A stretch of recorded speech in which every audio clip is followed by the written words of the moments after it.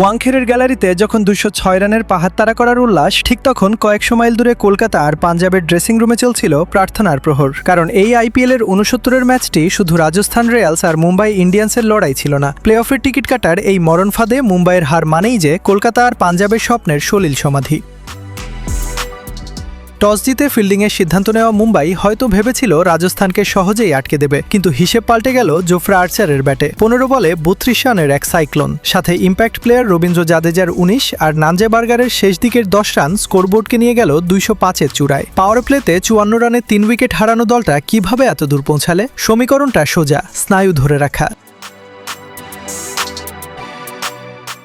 206 রানের জবাব দিতে নেমে মুম্বাইয়ের শুরুটা হলো দুঃস্বপ্নের মতো। পাওয়ার প্লেতেই 4 উইকেট হাওয়া, স্কোরবোর্ডে মাত্র 49। কিন্তু সূর্যকুমার যাদব আর উইল জ্যাক্সের 26 বলের জুটিতে যখন 50 রান এলো, ওয়াংখেড়ে যেন নতুন করে গর্জে উঠল। 42 বলে 60 রান করে সূর্যকুমার যখন ক্রিজে, মনে হচ্ছিল অসম্ভব কিছু ঘটতে চলেছে। সাথে হার্দিক পান্ডিয়ার 33। কিন্তু 17.3 ওভারে নাঞ্জেবার্গারের ওই স্লোয়ার ডেলিভারি, টাইমিংয়ে গড়বড় আর বল সোজা বোলারের হাতে। বার্গার বাদিকে ঘুরে ক্যাচটা লুফতেই গ্যালারির শ্বাস আটকে গেল।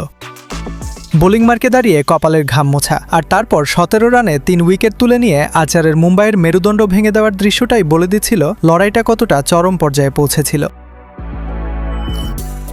4 ঘন্টা 17 মিনিটের এক মহাকাব্যিক লড়াইয়ের পর যখন ব্রিজেশ শর্মার বলে দীপক চাহার এলবিডব্লিউ হলেন, রয়্যাল শিবিরে তখন বাঁধভানা স্বস্তি। গ্যালারিতে ডিজে শেষবারের মতো মুম্বাই সুর তুললেও মাঠের চিত্রটা ছিল ভিন্ন। যশস্বী জয়সলকে জড়িয়ে ধরছেন আচার, পরাগের মুখে চওড়া হাসি। 30 রানের এই হার শুধু মুম্বাইকে পয়েন্ট টেবিলের 9ম স্থানেই ছুড়ে ফেলল না, চোখের পলকে ধূলিসাৎ করে দিল পাঞ্জাব আর কলকাতার সমস্ত গাণিতিক স্বপ্ন। এই জয়ে রাজস্থান রয়্যালস সোজাসুজি এলিমিনেটরে। সামনে এখন সানরাইজার্স হায়দ্রাবাদ, আর দিল্লি বনাম কলকাতার ম্যাচটা হয়ে দাঁড়ালো শুধুই নিয়ম রক্ষার। ব্যাট হাতে 32 আর বল হাতে 3 উইকেট। জোফরা আচার একাই যেন ভাগ্যবিধাতা হয়ে উঠলেন এই আইপিএল রাতের। কিন্তু প্রশ্ন হলো, ওয়াংখেড়ের এই মহারণ কি প্রমাণ করে দিল যে চাপ সামলানোর আসল পরীক্ষাতেই চ্যাম্পিয়নরা আলাদা হয়ে যায়?